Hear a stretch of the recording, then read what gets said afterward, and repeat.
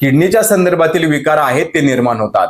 आपली किडनी म्हणजे शरीराची गाळण आहे हे ध्यानात ठेवा. जसं आपण चहा गाळताना फक्त चहाच कपात पडतो आणि जी सगळी चहा पावडर आहे ही सगळी त्या गाळणीमध्ये अडकते ना, अगदी तसंच आपल्या शरीराचं सुद्धा आहे.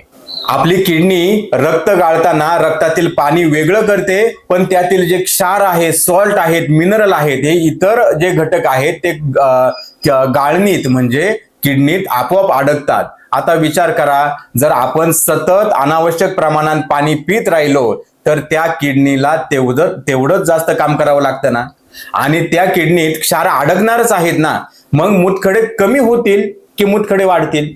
म्हणूनच आपण बघतो मूतखड्याचं ऑपरेशन झालेल्या अनेक पेशंटमध्ये, लोकांमध्ये काही महिन्यातच तेच खडे पुन्हा निर्माण व्हायला सुरुवात होतात.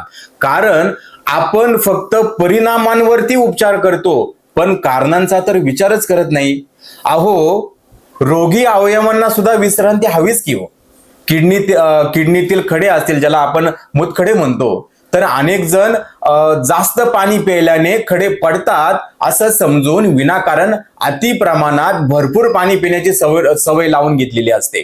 पण विचार करा, ती किडनी आधीच आजारी आहे, थकलेली आहे, ती सतत प्रयत्न करत असते ना त्या खड्याला बाहेर काढण्याचा.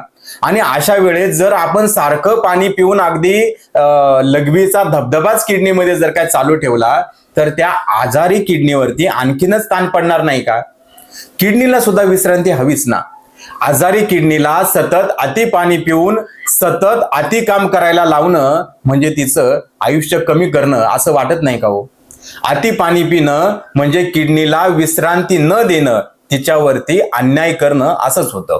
अहो, विचार करा बरं, तुमच्या पायामध्ये काटा घुसलेला आहे, तुम्ही काय तो पाय दाबून चालाल की तो थोडा वेळ उचलून चालाल? त्या पायाला थोडीशी विश्रांती द्याल. तुमची उजवी दाढ दुखते, खूप दुखते, तुम्ही त्या दाढेने खूप चावून चावून खाल की तुम्ही विश्रांती देऊन डाव्या दाढेने खाल? तुमचा डोळा दुखते, काय कराल? तुम्ही गॉगल लावाल, डोळे मिटून थोडीशी विश्रांती द्याल. तुमचा कान दुखतोय, तुम्ही मोठा आवाज टाळाल. पोट दुखतोय तर उपवास कराल, लंघन कराल, जड जेवण टाळाल, बरोबर ना? कारण शरीराला आरामाची गरज आहे हे तुम्हाला माहित आहे. हो, तुम्हाला माहिती आहे, मग किडनीने काय घोडं मारले बरं? अहो, तीही एक आपला अवयवच आहे ना. जेव्हा ते आजारी असते तेव्हा किडनीला सुद्धा आराम, विश्रांती आणि संयम रूपी उपचाराची गरज असते. अति पाणी पिल्यामुळे केवळ मूतखडेच नाही तर डायबिटीज, किडनीचे विकार, रक्तदाब म्हणजे बीपीच्या संदर्भातील तक्रारी, थायरॉइडच्या, घशाच्या संदर्भातील तक्रारी, डोळ्याचे आजार, सर्दी आणि कफ विकार, हे सर्व विकार हळूहळू वाढू लागतात. आणि इतकंच नव्हे, अति पाणी पिल्यामुळे भ्रम म्हणजे वारंवार चक्कर येणं, मानसिक ताणतणाव, हे विकार सुद्धा निर्माण होतात.